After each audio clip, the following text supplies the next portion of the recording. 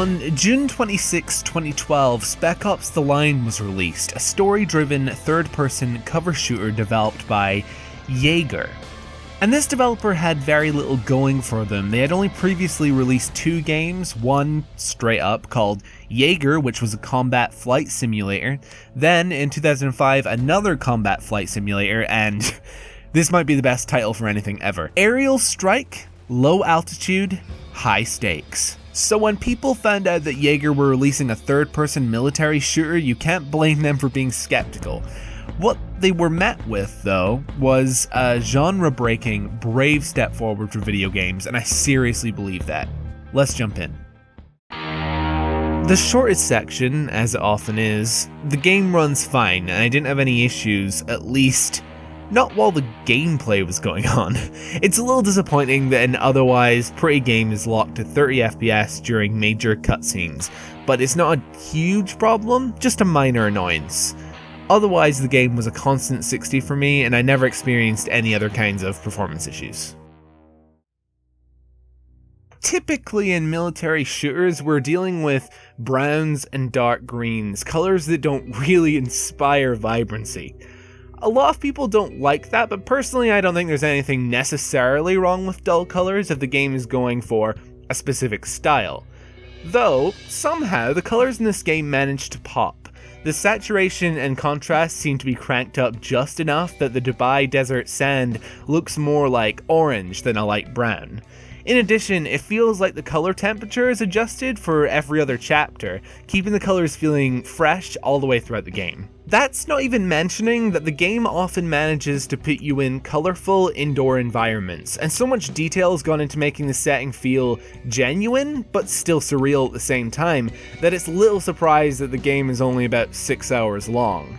It also helps that the graphics are technically impressive, the facial animations are pretty good and convey the emotions of the characters really well. Touching more on that surreal feeling, this is an alternate version of Dubai, one that's been enveloped by the desert surrounding it. This gives it a dark Soulsian atmosphere. As you explore, you notice the signs of the used-to-be lavish lifestyle, but now the citizens of Dubai are melting down their silver jewelry in order to make bullets. The atmosphere makes the setting really interesting and really helps to carve out a unique version of the military shooter. And all that sand doesn't go to waste. The game is full of set pieces where mountains of sand make paths for you or provide a way to take down enemies using the environment.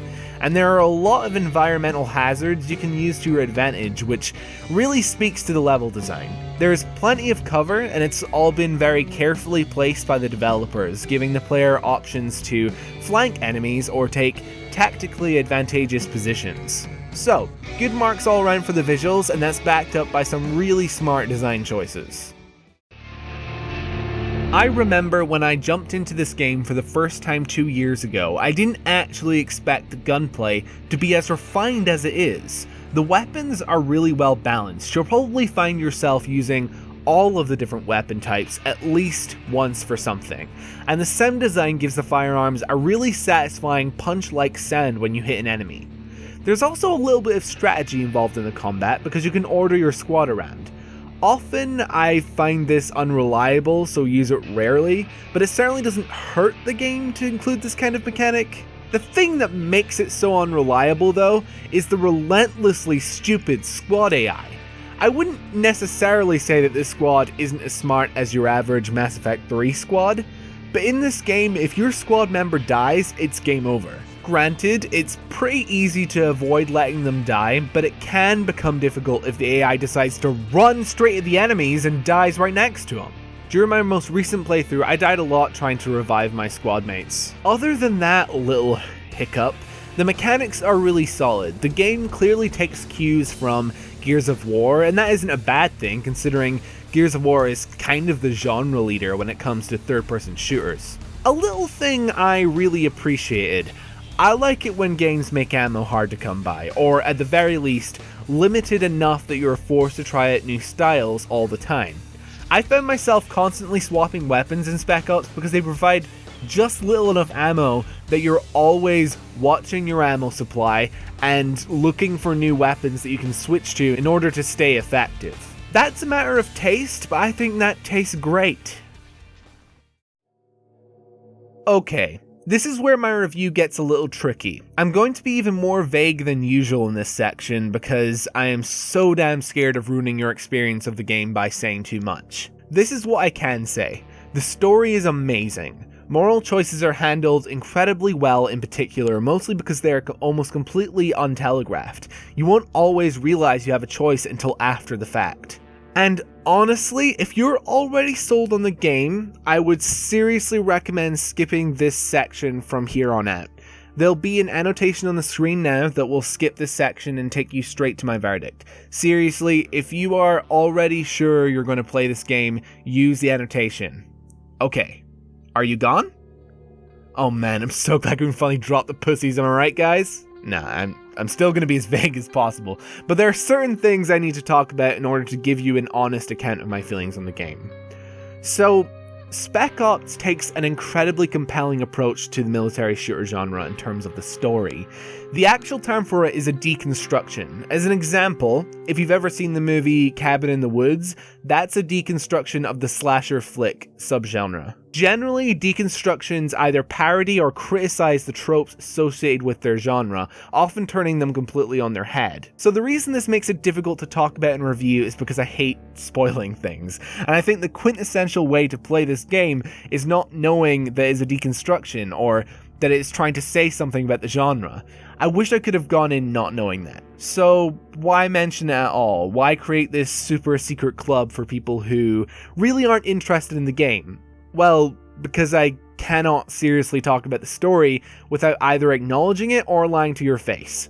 As an example, every character in this game is a walking, talking stereotype, which is a deliberate choice by the writers.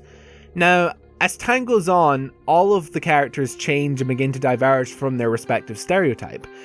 So what am I supposed to say about the characters if I can't tell you this is a deconstruction? They're all a stereotype, but it's okay, I promise, wink wink. So I'm not going to give you any details about how the game deconstructs the genre, but it is done absolutely masterfully. I want to include this section for anyone who thought this was a typical shooter. I promise you it's not.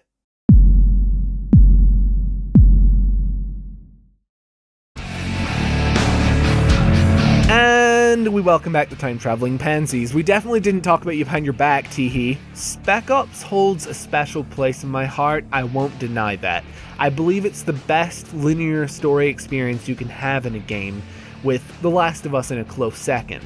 That said, I don't enjoy the genre as a whole very much, so that has to bring it down a little. I would fundamentally be happier playing an RPG. So this was the most difficult decision I've had to make so far in terms of the game chart, but I've reached the decision after thinking about it for a long time.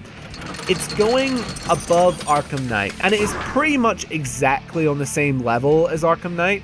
The thing that gives it the edge, though, is the fact I think it's a more important game. And that's all I want to say for fear of spoilers. It was a no-brainer that it would go below Mass Effect 2, though. Mass Effect 2 is just more my kind of game, and I would choose it over Spec Ops any day of the week. For my recommendation, if you really enjoy Gears of War, or Naughty Dog games, so The Last of Us or Uncharted, and to some extent the Tomb Raider reboot game, you'll almost certainly enjoy the gameplay.